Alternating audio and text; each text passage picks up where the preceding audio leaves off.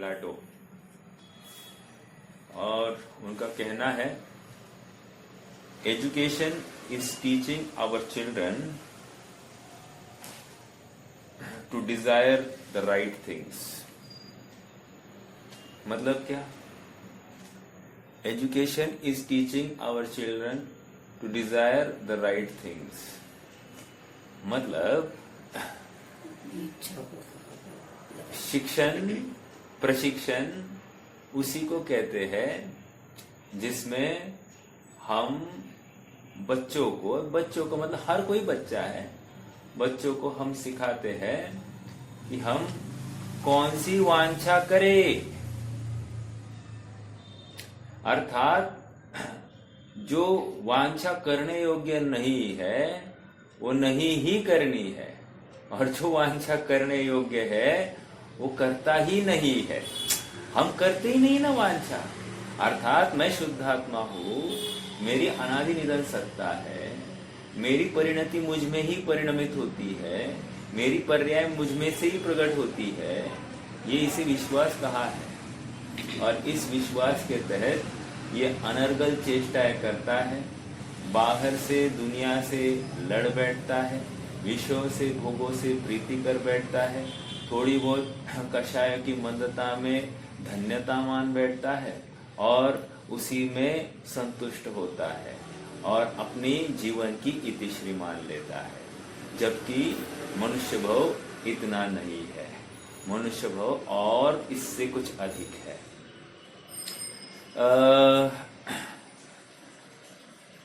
आज गाथा 105 प्रवचन सार ग्रंथ गेय तत्वाधिकार 105 नंबर की गाथा की चर्चा हमको प्रारंभ करनी है।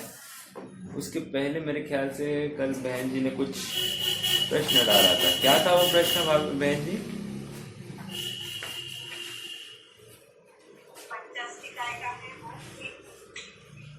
अच्छा, पंचास्तिकाय का है। क्या है वो? 1 मिनट में देखना पड़ेगा।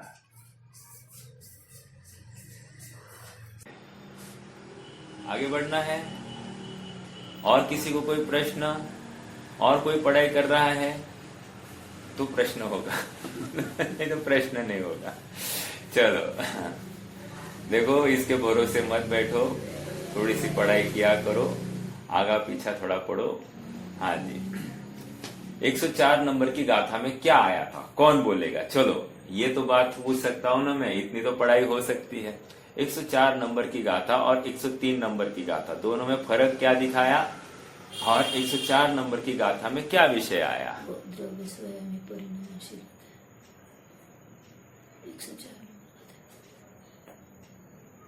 स्वभाव से ही कोई बताएगा?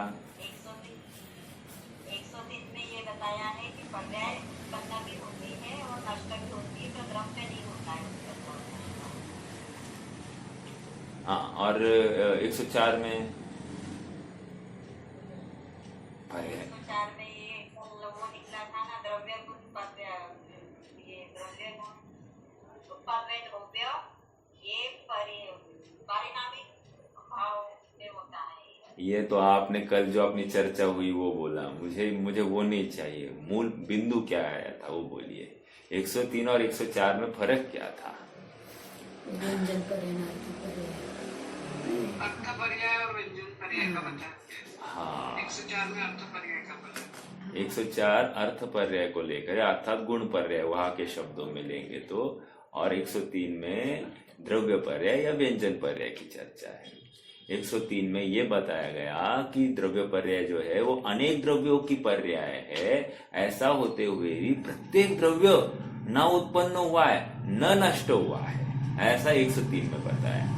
और 104 में ये बताया भले एक समय की पर्याय प्रकट हुई और पूर्व पर्याय का व्यय हुआ है, ऐसा होते हुए भी पूर्व पर्याय की वजह से अगली पर्याय हुई नहीं है। एक पॉइंट। दूसरी पॉइंट ये कह रहे हैं कि जो गुण से गुणांतर हुआ है, तो ये गुण से गुणांतर हो गया, अर्थात नवीन अवस्था उत्पन्न हुई है। वो कोई ऐसी अचानक कोई नवीन कुछ हुआ नहीं है, उसी द्रव्य की एक कड़ी में से कुछ नवीन हुई है द्रव्य के अनुसरण करती हुई है, अर्थात द्रव्य ही उसमें व्याप्त है।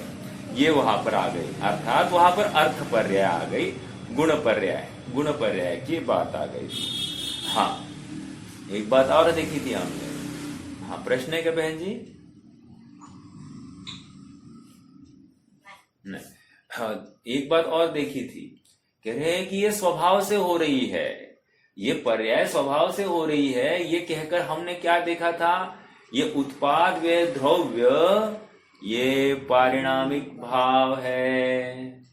हाँ, और एक बात देखी थी, क्या देखा था कि जो विशिष्ट परिणाम हो रहे हैं वो कोई ना कोई कर्म सापेक्ष होंगे, तो वो विशेषता जो हो गई, अर्थात वो जो विभाव पर्याय जो हुई है, विभाव पर्याय अर्थात विकार हुआ है, विशेष कार्य जो हुआ है, वो कोई ना कोई कर्म सापेक्ष दिखाई दिया, इसलिए उसको हमने औपाधिक भाव वाला भी कह दिया था ये। लेकिन मूल बात मात्र उत्पाद व द्रव्य ये इतना ही देखे, मात्र उत्पाद व द्रव्य इतनी ही चीज देखे हम वस्तु में, तो हमको वो सहज परिणाम दिखाई देता है, पारिणामिक भाव है वो, समझ में आ रहा है। और हमने एक शक्ति की चर्चा की थी, कौन सी शक्ति थी? परिणाम शक्ति, समझ में आ रहा है क्या? परिणाम शक्ति की चर्चा की थी, जिसके बल पर प्रत्येक द्रव्य में प्रत्येक समय में कोई ना कोई परिणाम होता है, कोई ना कोई कहकर कोई मनगढ़ंत नहीं होता है, जो होना है वही परिणाम होने वाला है। ठीक है, चलो, तो ये 104 नंबर क्या था की चर्चा, अब 105 नंबर गाथा की तरफ बढ़ना है। देखो, घबराना नहीं, डरना नहीं। परिणाम हो रहा है, ये भी कर्म सापेक्ष नहीं लेंगे। हाँ, परिणाम हो रहा है, ये कर्म सापेक्ष नहीं ले रहा, क्योंकि वहां पर परिणाम है। परिणाम अर्थात अवस्था, बस कोई न कोई एक अवस्था है, अर्थात द्रव्य है, बस इतनी सी चर्चा है। हाँ, द्रव्य कूटस्थ नहीं है, नवीन परिणाम से युक्त है, और एक पूर्व परिणाम से रहित है, और वर्तमान पर्याय के उत्पाद सहित है। ये जो त्रयात्मक एक है, एक रूपता है, इस एक रूपता को परिणाम कह रहे हैं, और इस परिणाम को कर्म सापेक्ष नहीं लिया जा सकता। समझ में आया क्या? अच्छा रहा, ठीक है। तो कर्म सापेक्ष नहीं ले सकते, लॉजिकली नहीं बैठेगी, क्योंकि परिणाम हुआ है, उत्पाद हुआ है। क्यों हुआ है उत्पाद? यहाँ पर बात नहीं, सम्यक्त्व प्रकट हुआ है ऐसा नहीं कह रहे हैं, मिथ्यात्व का व्यय हुआ ऐसा नहीं कह रहे हैं, जीव द्रव्य द्रव्य रूप से कायम रहा ऐसा नहीं कह रहे। हम तो इतना ही कह रहे हैं कि परिणाम की उत्पत्ति हुई है, किसी परिणाम का व्यय हुआ है, और द्रव्य द्रव्यपने से कायम रहा है, इतनी सी बात हम कह रहे हैं।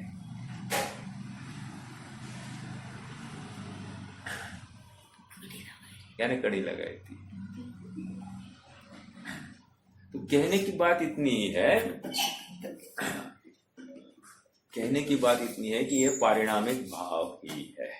चलिए अब थोड़ा सा आज अगली गाथा में बढ़ना है। 8 जन दिख रहे हैं मुझे, अंत तक सब टिकने वाले हैं क्या, या आगे पीछे भागने वाला है कोई? 2-5 मिनट के लिए हाजिरी के लिए आए होंगे तो लाभ नहीं होगा मेरे भाइयों।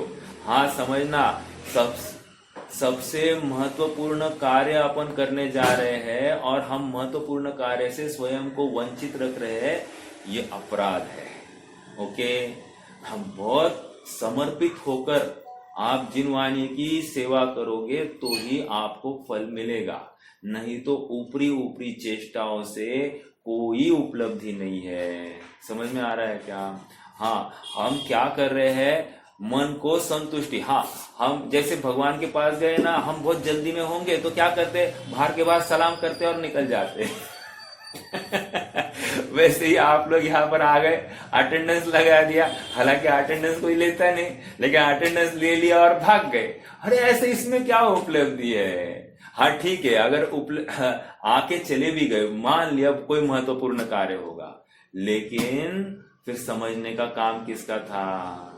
आपने में से किसी ने प्रयास किया क्या, मैंने ये गाथा पढ़ी, मुझे इसमें ये शंका आई, ऐसा प्रयास भी तो करना कि नहीं। विद्यार्थी के रूप में अपन रहे, जो जो विद्यार्थी के अनुसार चलेगा उसको लाभ होगा होगा होगा।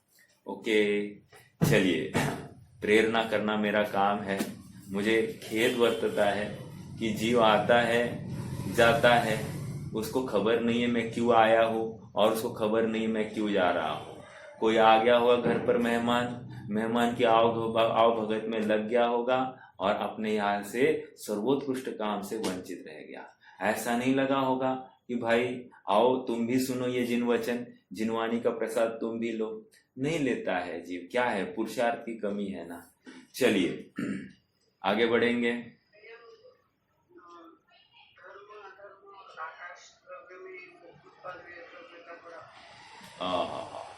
बहुत अच्छा प्रश्न समझ में आया। भाभी जी का प्रश्न ये है कि ये जो आपने जीव द्रव्य उद्गल द्रव्य का हमको समझ में आ रहा है। परमाणु का स्कंद हो गया, स्कंद फिर 2, 3, 4 परमाणु का स्कंद ऐसा बदलते जाता है निरंतर, उसमें ये सब हमको समझ में आ रहा है। हमको कागज, लकड़ी का कागज हो गया, कागज फिर से जल गया तो राख हो गई, हमको ये परिणमन दिखाई दे रहा है। आम का वो पीला का हरा हो, सॉरी हरे का पीला हो गया और आम रूप से रहा, ये हमको दिखाई दे रहा है। तो हमको परिणमन वहां पर दिखाई दे रहा है। बट आप हमको धर्म अधर्म आकाश काल इनका परिणाम समझाओ। हाँ देखो, ये अनुमान से ही अपने को नक्की करना पड़ेगा। कैसे? जैसे धर्म द्रव्य है ना, धर्म द्रव्य अगले समय में परिणमित हुआ। परिणमित कैसे परिणमित हुआ? धर्म द्रव्य रूप ही परिणमित हुआ। एक याद रखना, इनमें विभाव होता ही नहीं है। धर्म अधर्म आकाश काल में विभाव होता ही नहीं है, अर्थात उनमें स्वाभाविक पर्याय ही पाई जाती है, स्वाभाविक परिणाम ही पाया जाता है। वैसे का वैसा, वैसे का वैसा, वैसे का वैसा, जैसी सिद्ध अवस्था में वैसे का वैसा परिणाम पाया जाता है, वैसे ही धर्म अधर्म आकाश काल में वैसे का वैसा परिणाम पाया जाता है। इस न्याय से वहां पर नवीनता कुछ भी दिखाई नहीं दे रही। जैसे सिद्ध अवस्था में किसी को प्रश्न आएगा, नवीनता कुछ नहीं दिखाई दे रही, वैसे ही वहां पर भी नवीनता दिखाई नहीं देती। हालांकि सिद्ध अवस्था में भी हम नवीनता घटित करके आए हैं, बट धर्म अधर्म आकाश काल इसमें नवीनता के लिए कोई दिखती नहीं। मतलब क्या, उसमें सुख नाम का गुण नहीं है और उसको कुछ करना भी नहीं है, तो कुछ फर्क पड़ना नहीं है वहां पर। लेकिन हाँ, परिणमन तो हो रहा है। काल द्रव्य प्रत्येक समय में परिणमित हो रहा है, तो हमको साक्षात काल तो समझ में आ रहा है, काल में कोई विरोध नहीं है। ठीक है। हाँ, अभी देखो मैं आपको ना धर्म द्रव्य और अधर्म द्रव्य में आपको क्या कह रहे हैं,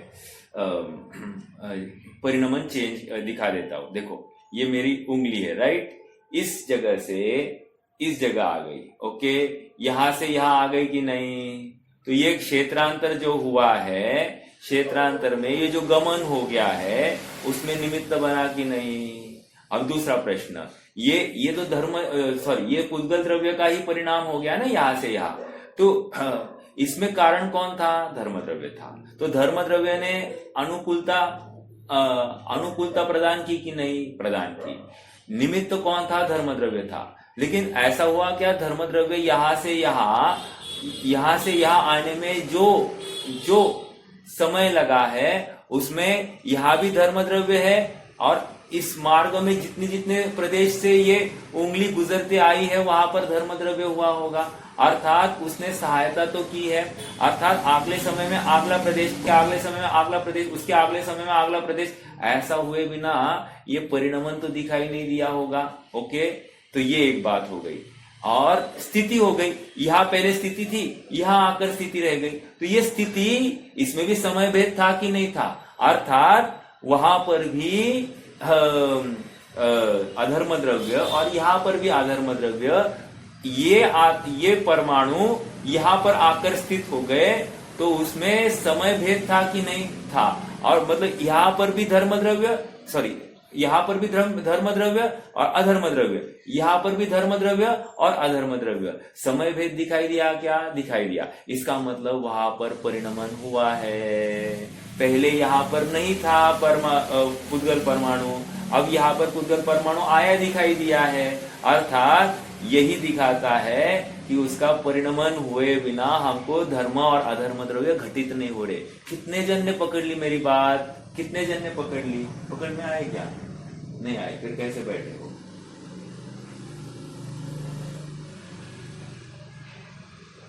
देखो देखो फिर से बताता हूं। ये पेन है, राइट? ये पेन है, हाँ। देखो हर चीज बिल्कुल बिल्कुल सही। हर चीज में आपको काल द्रव्य सापेक्षी चर्चा मिलेगी। परिणमन हम काल सापेक्षी चर्चा करते हैं, लेकिन देखो ना, ये अवस्था थी, वहां पर धर्म द्रव्य अधर्म द्रव्य है कि नहीं, इस क्षेत्र में है। अब यही पेन यहां पर आ गया, ये जो स्थानांतर हो गया है उसमें निमित्त कौन था? धर्म द्रव्य था कि नहीं था? राइट। अब मेरा अगला प्रश्न, यहाँ पर जो धर्म द्रव्य के प्रदेश थे वहां पर ये पुद्गल परमाणु थे, राइट? पुद्गल स्कंद था। अब ये पुद्गल स्कंद यहाँ पर है। इस समय में यहाँ पर कहाँ है ये पुद्गल परमाणु? ये इस क्षेत्र में नहीं है। अब इस क्षेत्र से आकर इस क्षेत्र में रुके तो यहाँ पर अब पुद्गल परमाणु नहीं दिखाई दे रहा और यहाँ पर दिखाई दे रहे हैं। तो यहाँ का परिणमन दिखाई दिया कि नहीं? यहाँ था, नहीं है, यहाँ नहीं था, यहाँ है। अर्थात धर्म और अधर्म द्रव्य घटित हो गए। समझ में आया? धर्म और अधर्म द्रव्य घटित हुए कि नहीं? कि इस समय में यहाँ पर नहीं था और इस समय में यहाँ पर है। अर्थात उसका परिणमन गति हेतुत्व का और स्थिति हेतुत्व का कार्य दिखाई दिया कि नहीं दिखाई दिया। ये कितने जन पकड़ रहे हैं मेरी बात को? मुझे जरा डाउट है, लेकिन आप प्रयास कीजिए।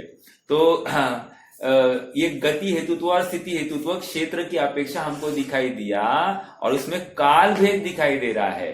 काल भेद से हमने ये नक्की किया कि हाँ, परिणमन हो गया है। इस क्षेत्र में पहले पुद्गल था, अब नहीं है। इस क्षेत्र में पुद्गल नहीं था, अब है। तो इससे हमने नक्की किया कि धर्म और अधर्म द्रव्य का परिणाम हुआ है। अब नेक्स्ट बात, कैसा परिणमन हुआ है?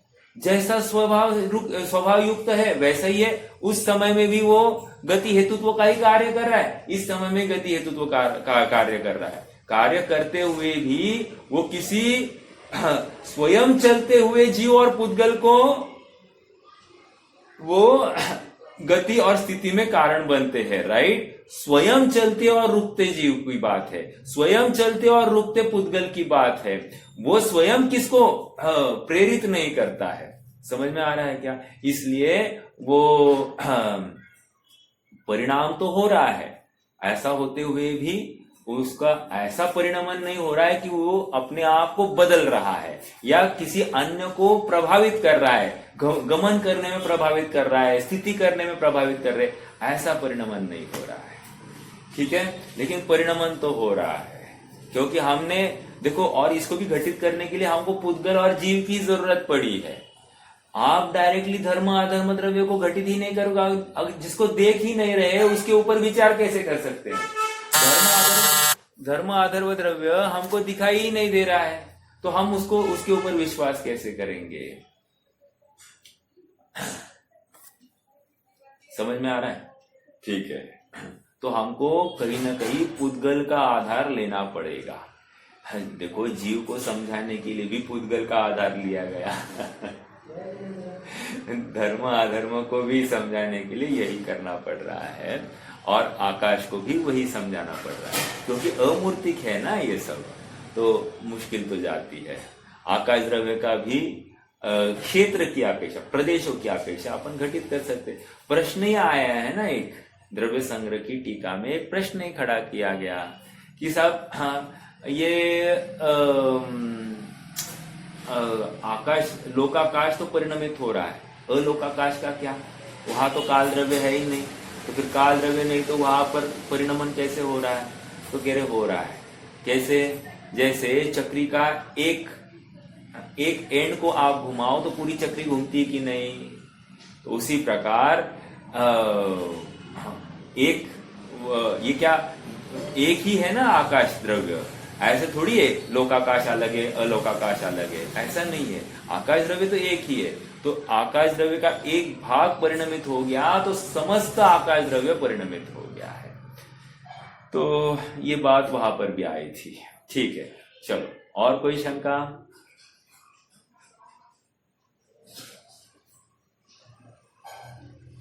नहीं है, चलिए गाथा लेते हैं आगे। गाथा 105। विगत गाथाओं में एक द्रव्य पर्यायों और अनेक द्रव्य पर्यायों के द्वारा एक द्रव्य में उत्पाद व द्रव्य बताए गए, और अब इस गाथा में यह बताते हैं कि द्रव्य और सत्ता एक ही है। मेरा प्रश्न है आप सबसे, द्रव्य और सत्ता एक ही है, ऐसा निरूपण कहाँ करके आए हैं?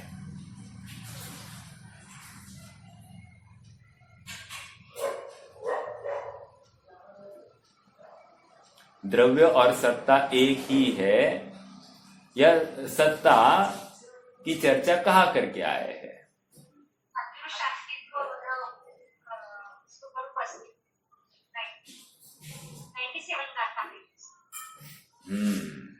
ठीक है, 96, 97 गाथा, 96, 97, 98 सादृश अस्तित्व स्वरूप अस्तित्व, वहां सत की तो चर्चा करके आए हैं। अब दोबारा फिर से यही चर्चा है, फिर से द्रव्य के सतपने की चर्चा है। आचार्य देव इतनी मेहनत क्यों कर रहे हैं? इतनी मेहनत कर रहे हैं क्योंकि हम मेहनत नहीं कर रहे हैं। आचार्य देव इतनी मेहनत क्यों कर रहे हैं, इतना माथा क्यों पीस रहे हैं कि सत सत सत, अरे हाँ समझ में आया ना सत, नहीं ना समझ में आया सत, सत अगर समझ में आ जाता तो तू ऐसा आकुल चित्त बैठा नहीं दिखाई देता, तू ऐसा कर्तृत्व का भार अपने माथे लेकर बैठा हुआ नहीं दिखाई देता। जब तू इतना सत का स्वीकार नहीं कर रहा है, तभी तो जाकर तू तेरा अपने जन्म दिवस मनाता है, तभी तो जाकर मरने की चर्चाएं करता है, अर्थात तू अपनी अनादि निधन सत्ता को स्वीकार नहीं कर रहा है। तो आत्महत्या क्यों करता है जी, क्यों करता है? हाँ, हम कहते कि नहीं मरण तुल्य वेदना हो रही है मुझे, हो रही मतलब सर दर्द हो रहा है, पेट दर्द हो रहा है, बदन दर्द हो रहा है, तो कहते कि नहीं मरण तुल्य वेदना। चलो बाकी किसमें नहीं होगी, दांत खराब होता है तो उस समय मरण तुल्य वेदना होती है कि नहीं होती है ना। तो कहने की बात यह है, ऐसा लगता है कि नहीं कब यहां से छूट जाए। एक आध व्यक्ति बहुत व्याधियों से झुलस रहा है, उसको देखकर ऐसा लगता है कि नहीं ये मर जाए। लगता है कि नहीं मतलब क्या, हमने उसको सत पने से देखा नहीं है। ये आप समझ रहे हैं मेरी बात को, हमने उसको सत पने से देखा ही नहीं है। उसको देखा नहीं मतलब स्वयं को भी देखा नहीं है। इसलिए आचार्य देव हमको यहाँ पर फिर से कह रहे हैं, हे भाई द्रव्य सत है। गाथा बहुत प्यारी है, न्याय है, न्याय इस गाथा में। अपन गाथा का पाठ करेंगे और फिर और समझ में आएगा। देखो गाथा मूलतः इस प्रकार है, न हवदि जदि सद्दवम असद्धुवम हवदितं कहं दौवम हवदि पुणो अन्नं वा तं हा दौवम स्वयं सत्ता। यदि द्रव्य न हो स्वयं सत तो असत होगा नियम से। सरल, एकदम सरल हिंदी है। किम होय सत्ता से पृथक जब द्रव्य सत्ता है स्वयं। देखो क्या कह रहे हैं? न हवदी जदि सद्दव्यम, न हवदी, न हो तो क्या नहीं हो? सत। यदि सत न हो तो क्या होगा? दव्यम द्रव्य, असत ध्रुवम, तो द्रव्य क्या हो गया? नियम से असत हो गया। तो असत हो गया मतलब क्या? जो असत है अर्थात है ही नहीं, मतलब द्रव्य ही नहीं है, हमने द्रव्य की सत्ता ही स्वीकार नहीं की। तो अब क्या होगा? तो वो हवदी पुणो अन्नम वा, नहीं, हवदी तम कहम दव्यम, फिर उसको द्रव्य कौन कहेगा? वो द्रव्य कैसे हो सकता? जो असत होता है उसको द्रव्य कौन कहेगा? आगे बात, हवदी तम कहम दव्यम, फिर वो द्रव्य कैसे कहा जाएगा? हवदी मतलब हो सकता है क्या? क्या वो द्रव्य हो सकता है क्या? जो असत है वो द्रव्य कैसे हो सकता है? अर्थात नहीं हो सकता। ठीक है, तो अब देखो नेक्स्ट लाइन, हवदी पुणो अन्नम, हवदी पुणो अन्नम वा तम्मा दव्यम स्वयं सत्ता, वो अन्न नहीं हो सकता, इसलिए द्रव्य की सत्ता है, ये सिद्ध होता है। तम्हा दव्यम स्वयं सत्ता, अर्थात द्रव्य की सत्ता स्वयं सिद्ध हो जाती है। कैसे न्याय दिया है? न हवदी यदि सद्दव्यम, यदि सत द्रव्य नहीं हो तो क्या हो गया? वो असत होगा, और असत द्रव्य मतलब रहता ही नहीं है। जब असत द्रव्य नहीं रहता है तो क्या हो गया? और हमको साक्षात दिखाई दे रहा है, इसका मतलब द्रव्य सत है, ये सिद्ध हो गया। समझ में आ गई? हाँ, देखो तकलीफ हमारी क्या है मैं आपको बताता हूं। हम ना हमारे इर्द गिर्द में स्क्रैप, रद्दी, भंगार आदि जितनी भी चीजें हैं उनका सब नाश करना का होता हुआ दिखाई देते हैं। बराबर, मान लो एक आध बिल्डिंग है, बिल्डिंग को गिरा दिया हमने, नवीन बिल्डिंग का उत्पाद किया, तो क्या हो गया? हमने उस द्रव्य का नाश किया ऐसा हमको लगता है। पेपर जलाया, पेपर है, पेपर को जलाया, हमको क्या लग रहा है? पेपर का नाश हो गया, अर्थात द्रव्य का नाश हो गया, ऐसा हमको लगता है। समझ में आ रहा है? ईंधन जलाया, ईंधन जलाया तो ईंधन खत्म हो गया कि नहीं? तो ईंधन जल गया तो ईंधन खत्म हो गया, ऐसा हमको लगता है। लेकिन केमिस्ट्री में हमने सबने देखा है, law of conservation of energy, law of conservation of mass, ऐसे अनेक अनेक कॉन्जर्वेशन के सिद्धांत है। अर्थात law of conservation of matter, अर्थात कोई चीज नवीन होती नहीं है, कोई चीज का नाश होता नहीं है, मात्र उस वस्तु का कन्वर्जन पाया जाता है एक रूप से दूसरे रूप में। एक तो होता है रूपांतर और एक तो होता है स्थानांतर। क्या कहा? किसी भी वस्तु का दो ही चीजें पाई जाती है, एक तो रूपांतर, नहीं तो स्थानांतर। ये दो के अलावा और कुछ भी नहीं होता है। समझ में आ रहा है क्या?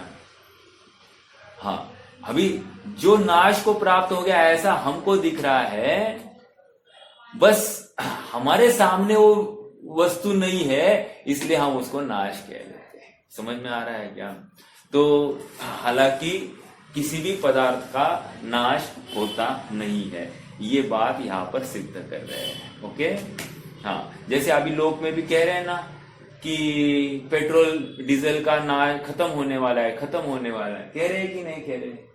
हाँ, लेकिन पेट्रोल अवस्था का नाश होगा, इसका मतलब एनर्जी अवस्था का नाश हो गया क्या?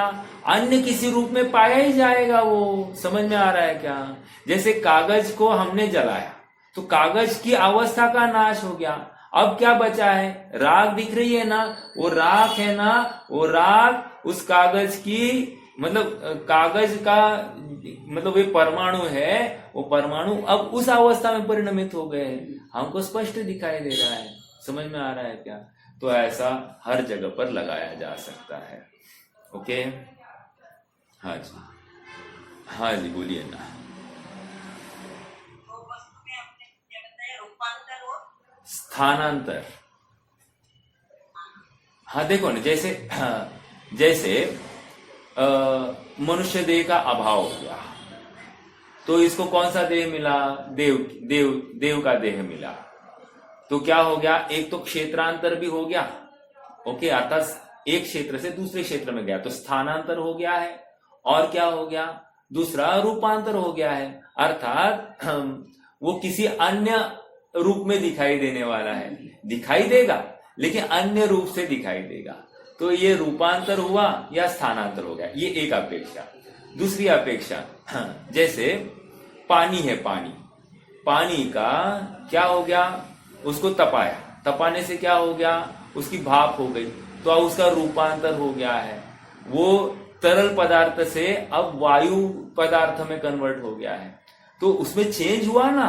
अब वो ऊपर गया, ऊपर जाकर उसके क्या हो गए? ओले जैसे पदार्थ हो गया, तो अब उसका क्या हो गया है? वो अब सॉलिड हो गया है, राइट? तो उसका फिर से रूपांतर हो गया है तो वही चीज, बट हमको उसका परिणाम दिखाई दे रहा है।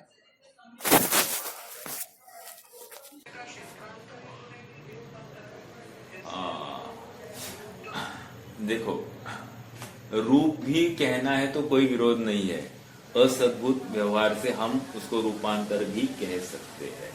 आप पूछोगे कहाँ है श्रेणी, तो हम कहेंगे वो नाटकी है। हम थोड़ी आपको आत्मा दिखाएंगे, आपने को भी आत्मा दिखाई नहीं देगा, उसको किसी को आत्मा नहीं दिखाई देगा। तो हमको तो दिखाना है, तो हमको आपको शरीर के माध्यम से ही दिखाना पड़ेगा। तो आप रूपांतर भी मान लीजिए, और हमने जितने भी गतियां कह रहे हैं अपन, तो या मार्गणा जितनी भी अपन चर्चा करेंगे, ये क्या है? सब इसी के आधार पर तो है। तो हमको शरीर वाला जीव ही दिखाई देने वाला है, तो रूपांतर दिखाना ही पड़ेगा। समझ में आया? देखो, अभी भी अपनी भी बात कीजिए ना। जैसे किसी काल में अपन मोटे थे, अब किसी काल में हम दुबले हो गए, तो हम कहते हैं कि तुम दुबले हो गए, कह रहे कि नहीं? अर्थात उस शरीर के परिणमन के साथ में आत्मा के प्रदेश भी संकुचित हुए होंगे या विस्तार को प्राप्त हुए कि नहीं, तो हम उसका रूपांतर कहेंगे, मानना ही पड़ेगा। ठीक है? हाँ, लेकिन ऐसा रूपांतर नहीं है, ऐसा रूपांतर नहीं है कि कोई अन्य पदार्थ हो गया, ऐसा रूपांतर नहीं। मतलब जीव रूप ही बना रहा। ओके, ये इतनी सी बात है। जैसे पुद्गल में हमको साक्षात एक प्रॉपर चेंज दिखाई दे रहा है। जैसे शक्कर, गन्ना था, गन्ने से शक्कर बनी, अब शक्कर से हमको वो काला कार्बन, उसको और जलाया तो काला कार्बन दिखाई दे रहा है। तो ऐसा हमको एक चेन दिखाई दे रही कि कुछ न कुछ हुआ है, तो हमको उसका रूपांतर दिखाई दे रहा है। वैसे जीव में क्या है? तो जीव में हमको ऐसा अलग से कुछ नहीं दिखाई दे रहा है। हाँ, तो जीव को हम शरीर सापेक्ष ऐसी चर्चा कर सकते एक, या फिर रूपांतर देखना है तो अपन अपने जो भावों की चेंज है, हमारे जो भाव बदल रहे हैं या गुणों का परिणाम जो अलग अलग हो रहा है, उसको हम रूपांतर कह सकते हैं। कितने जन पकड़ रहे हैं मेरी बात को? जैसे पहले मैं मिथ्यात्व की अवस्था थी, अब सम्यक्त्व वाली अवस्था हो गई। तो ये सम्यक्त्व मतलब दर्शन श्रद्धा गुण का मिथ्यात्व रूप परिणाम से सम्यक्त्व रूप परिणाम हो गया, तो ये गुणों का चेंज हो गया ना, गुण की अवस्था का चेंज हो गया, तो हो गया ना, ये रूपांतर ही तो हो गया है। हालांकि जैसे देखो पुद्गल, हाँ, रूपांतर गुणांतर एक ही है। जैसे वर्ण गुण में हमको वो आम का हरेपन से पीलापन दिखाई दिया, तो हमको कुछ ना कुछ वर्ण में ही तो चेंज दिखाई दिया। वैसे ही गुणों में भी हमको एक अवस्था से दूसरी अवस्था दिखाई दी, तो उसको अपन गुणांतर कहो या रूपांतर भी कह सकते हैं, कोई प्रॉब्लम नहीं है। रूपांतर यूजुअली पुद्गल की अपेक्षा ही रखता है, जीव की अपेक्षा नहीं रखता। अपन घटित करके देख रहे हैं, ठीक है। चलिए,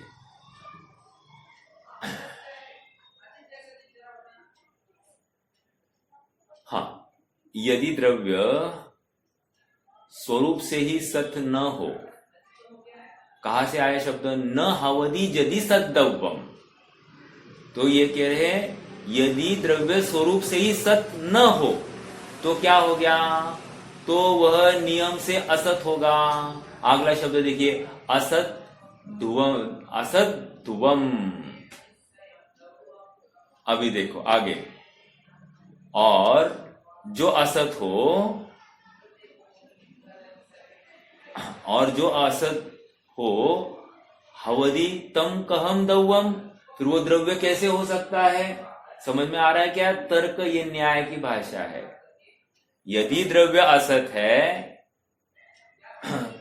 तो यदि द्रव्य स्वरूप से ही सत न है तो वो नियम से असत है, और जो असत होता है वो द्रव्य नहीं होगा।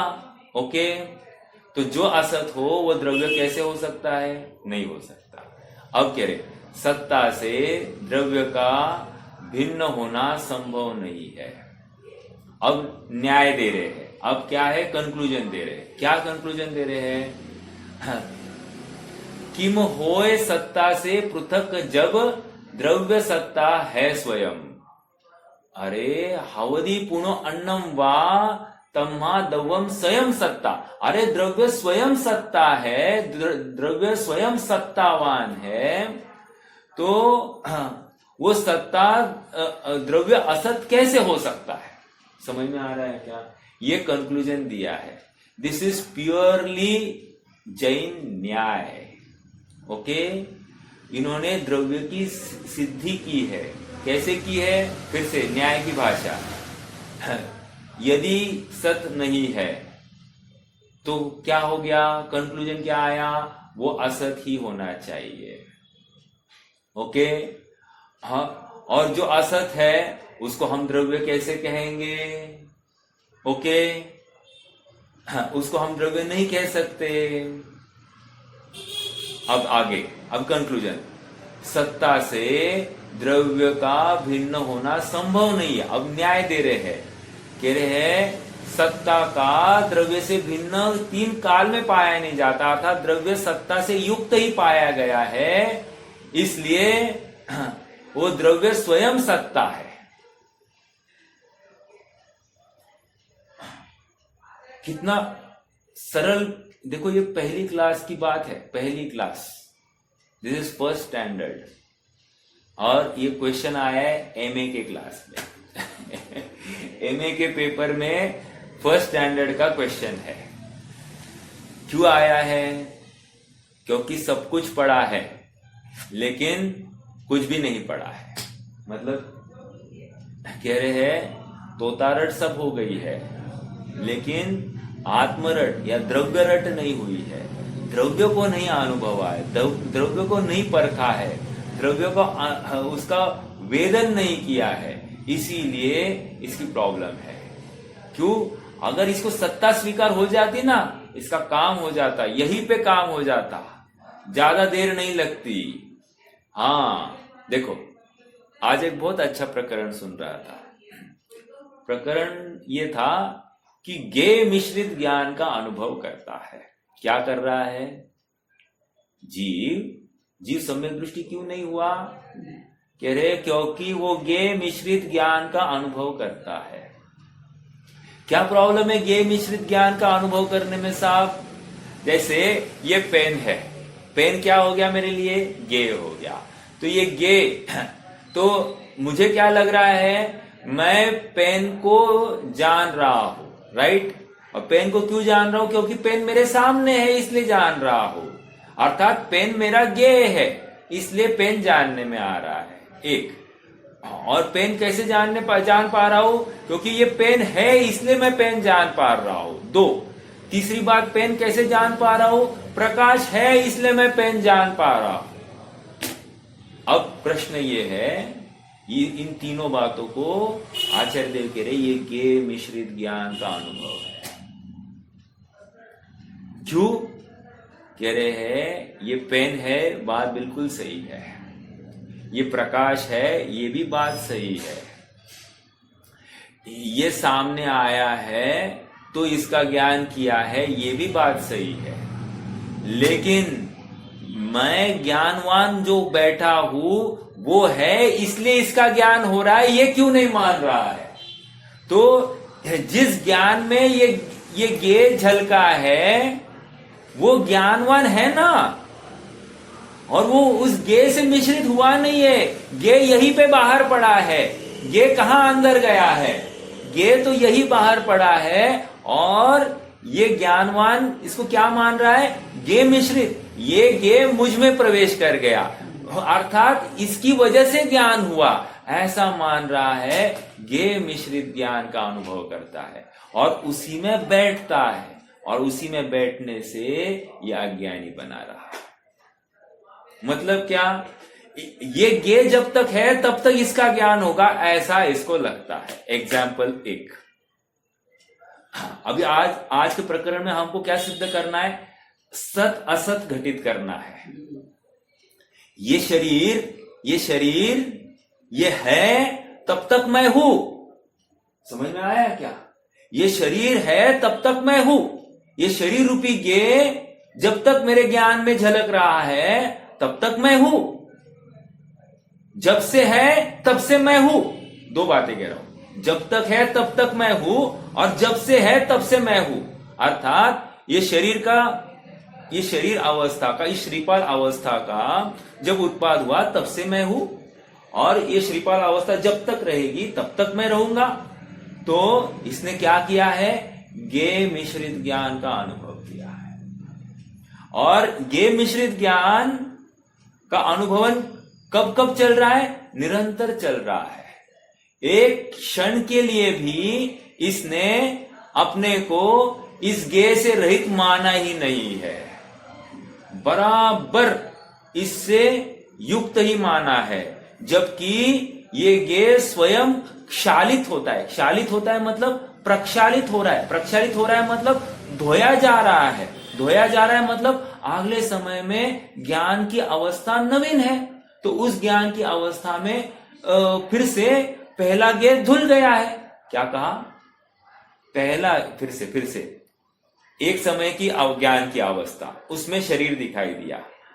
अगले समय की ज्ञान अवस्था में पहले समय का जो शरीर है वो धुल गया, अर्थात जो ज्ञेय था वो धुल गया।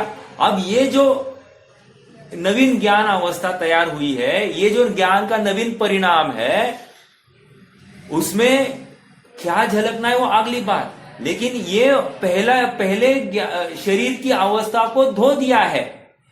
पहला जो शरीर झलका था पहले ज्ञान पर्याय में, उसको स्वयं वो व्यय होने से वो शालित हो गई। शालित हो गई मतलब धुल गई है। अब नवीन ज्ञान अवस्था जो उत्पन्न हुई है वो एकदम स्वतंत्र है, स्वाधीन है, स्वच्छ है। अब इस ज्ञान अवस्था में इसने क्या किया? फिर से उसी शरीर को प्रतिबिंबित किया। अब जब फिर से वही शरीर प्रतिबिंबित हो गया तो फिर से वही ज्ञान का ज्ञेय बन गया, और ये उसी से युक्त अपने को मानने लग गया। समझ में आ रहा है? तो इसने ऐसा कब से किया है? जब से शरीर चालू हुआ है। कब तक करता रहेगा? जब तक शरीर बना रहेगा।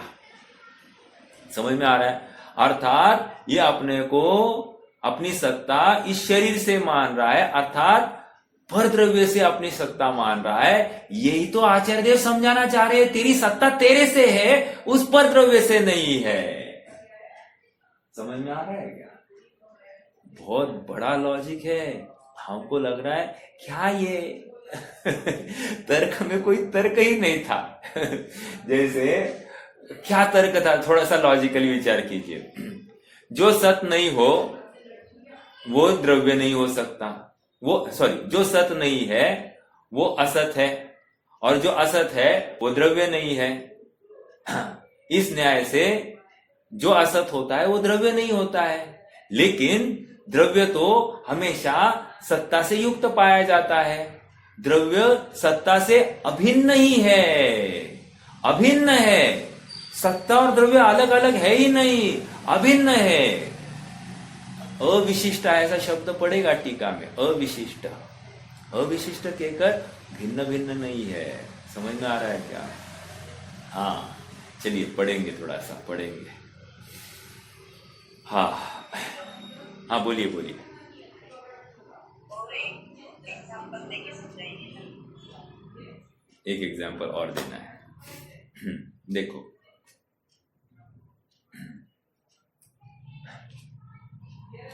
सत असत है ना। देखो,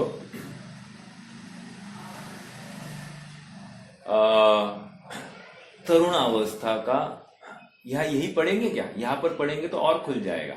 मैंने जो दिया वो मैंने खुद का तैयार किया था। मुझे अगर कुछ क्लिक हो गया तो मैं आपको वैसे भी दे दूंगा। इसी में से ले पढ़ते हैं पहले। आचार्य देव क्या कह रहे हैं उसमें से आ जाएगी, मैं ज्ञान में अपने आप खुल जाएगी बात। देखो, इस गाथा का भाव आचार्य अमृतचंद्र तत्व प्रदीपिका टीका में इस प्रकार स्पष्ट करते हैं। यदि द्रव्य,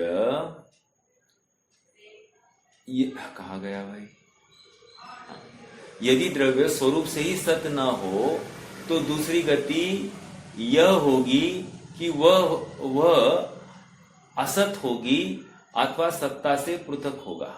ये है ना। हाँ, यदि द्रव्य स्वरूप से ही सत न हो तो दूसरी गति यह होगी कि वह असत होगा अथवा सत्ता से पृथक होगा।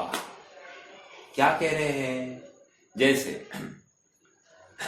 द्रव्य सत नहीं है तो क्या हो गया? इसमें से कुछ नवीन उत्पाद होने वाला है कि नहीं? हाँ, होगा। तो जो उत्पाद होगा वो क्या होगा? मालूम नहीं, कुछ भी हो सकता है। तो ये होगी या वो होगी, ऐसा कुछ नक्की नहीं है ना। तो इसी को हम असत कह रहे। एक देखो, उत्पाद हो रहा है लेकिन द्रव्य का अनुसरण करता हुआ उत्पाद है, और उत्पाद हो रहा है उस द्रव्य में जिस पर्याय का उस समय में अवसर है उसी पर्याय का उत्पाद हो रहा है, अन्य का नहीं हो रहा है। अब यहां पर कह रहे हैं यदि द्रव्य का उत्पाद होगा तो क्या हो गया? उसमें से क्या उत्पन्न होगा मालूम नहीं है। जो मान लो इस जीव में से पुद्गल खराब उत्पन्न हो गया। क्यों? हमको लगता है ना कि ये पर वस्तु मेरी हो, ये सोना मेरा हो, ये हीरा मेरा हो, ये गाड़ी बंगला मेरा हो। लगता है कि नहीं लगता है? तो ये मेरा हो के नाम पर ये इस रूप ही हो गया। तो इसमें से कोई नवीन पदार्थ उत्पन्न होगा। तो नवीन पदार्थ होगा तो उस समय में क्या होगा? चलो उदाहरण याद आ गया, उदाहरण आ गया। देखो, पहले भी बताया था, अभी फिर से बता रहा हूं। चूना है, चूने का वर्ण कौन सा है? सफेद। हाँ, और हल्दी है, हल्दी का वर्ण कौन सा है? पीला। एक काम करो, चूने और हल्दी को मिला दो, क्या हो गया? क्या हो गया? नया रंग तैयार हुआ या क्या हुआ? मेरा अगला प्रश्न, चूने का सफेद वर्ण से क्या हुआ है? चूने का लाल वर्ण है। हल्दी का पीले वर्ण से अब क्या हुआ है? हल्दी का भी लाल वर्ण है। हमको क्या लग रहा है? ये कुछ नवीन हुआ है, और नाम भी हमने क्या दिया? कुमकुम। कुमकुम ऐसा नाम दिया है, हालांकि ऐसा नहीं है। चूना अभी भी चूने रूप ही है, बस इतना हुआ है कि चूने का सफेद वर्ण परिणमित होकर लाल वर्ण रूप हो गया है। हल्दी का पीला वर्ण परिणमित होकर लाल वर्ण रूप हुआ है। दोनों लाल वर्ण रूप हो गए हैं, इसलिए हमको लग रहा है कि ये दोनों मिलकर लाल हुए हैं। हालांकि दोनों की हयाती में ही लाल वर्ण होता है, लेकिन परिणमन चूने का स्वतंत्र रूप से चूने ने किया है, और हल्दी का परिणमन स्वतंत्र रूप से हल्दी के परमाणु ने किया है। हल्दी के परमाणु ने चूने के परमाणु का कुछ किया नहीं, चूने के परमाणु ने हल्दी के परमाणु का कुछ किया नहीं है। चूना अभी भी सत रूप से है। क्या कहा? चूना अभी भी सत रूप से है, मात्र उसके वर्ण गुण का वर्णांतर हो गया है, इतनी सी बात है। लेकिन हमने क्यों मान लिया कि चूने का अभाव हो गया? चूने का अभाव हुआ नहीं है। समझ में आ रहा है क्या? अर्थात चूने के परिणाम में वो लाल अवस्था, लाल वर्ण वाली अवस्था निश्चित है, खचित है। वे परमाणु में ऐसा लाल वर्ण रूप होना ऐसा निश्चित था, अन्य प्रकार से नहीं। वैसे हल्दी का लगा लेना, निष्कर्ष क्या हो रहा है? असत की उत्पत्ति नहीं हुई है, सत की ही उत्पत्ति हुई है। क्या सत की उत्पत्ति हुई है? पुद्गल परमाणु रूप ही रहा है। पुद्गल परमाणु का जो वर्ण का परिणाम है, वो परिणमन से हमको परिणाम स्वभाव दिखाई दे रहा है। सफेद से लाल हो गया, अर्थात परिणमन हो रहा है ना, ये हमारी बात सिद्ध हो रही है। एक बात। दूसरी बात, चूने से, चूना भले ही वर्ण से वर्णांतर हुआ, लेकिन चूना है तो क्या? पुद्गल द्रव्य, और पुद्गल द्रव्य रूप ही तो बना रहा है, कुछ अन्य हुआ ही नहीं है। तो इस न्याय से यहां पर अन्य कुछ उत्पन्न नहीं हुआ है। ठीक है, फिर से इसमें से नक्की क्या हो रहा है? असत की उत्पत्ति नहीं हो रही है। और हम क्या कर रहे हैं? हम हर अवस्था में असत का होना मान रहे हैं। जैसे मान लो किसी ने मुझे 5-10 लाख के लिए ठगाया, तो मैं क्या मान बैठा? मेरा नुकसान हो गया, मेरा नाश हो गया, ऐसा मान बैठा। समझ में आ रहा है क्या? मेरा नाश हुआ है क्या? अर्थात ये पैसों की प्राप्ति में मैं अपने आप को एकदम स्ट्रांग हुआ मानने लग गया, और पैसे के अभाव में मैं अपने आप को कमजोर होना मानने लग गया। लेकिन यहां पर कह रहे हैं, ना तू कमजोर हुआ है, ना तू स्ट्रांग हुआ है, तू तो जैसे का वैसा रहा है। समझ में आ रहा है? अर्थात असत की उत्पत्ति होती नहीं है, और तू क्यों मान बैठा कि तेरे से तेरा नाश हो गया? अर्थात रुपया पैसे से अपनी सत्ता मानना, यही तो तेरी गलती है। पहले तूने सत्ता अपनी काय से माननी थी? अपने अनंत गुणों के आश्रय से तूने अपनी सत्ता माननी थी। तूने पुद्गल के आश्रित होकर अपनी सत्ता मानी, यही सबसे बड़ा अपराध है। तो यहां पर वही कह रहे हैं, ये द्रव्य सत का कभी अभाव होता नहीं है। क्यों? क्योंकि द्रव्य स्वयं सत है। श्रीमद तो इतना कहते हैं, श्रीमद क्या कहते हैं? अरे मेरा जब केवल ज्ञान होगा, मैं उस केवल ज्ञान को रखूंगा कहाँ? प्रश्न देखो, तर्क क्या कह रहे हैं? ये आपको जिसको समझ में आएगा उसको ठीक है, नहीं तो मैं समझा रहा हूं। क्या? मुझे जब केवल ज्ञान होगा, उस केवल ज्ञान को मैं रखूंगा कहाँ? मतलब क्या? कौन बताएगा मुझे? मुझे जब केवल ज्ञान होगा, मैं उस केवल ज्ञान को कहाँ रखूंगा? समझ में आ रहा है क्या?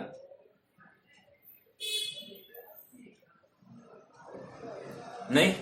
अरे वो क्या कह रहे हैं, मुझे केवल ज्ञान होगा तब मैं उस केवल ज्ञान को कहाँ रखूं? मतलब मैं अपने आप को भरपूर परिपूर्ण अभी देख रहा हूं, मुझे अब केवल ज्ञान की जरूरत ही नहीं है। समझ में आ रहा है क्या?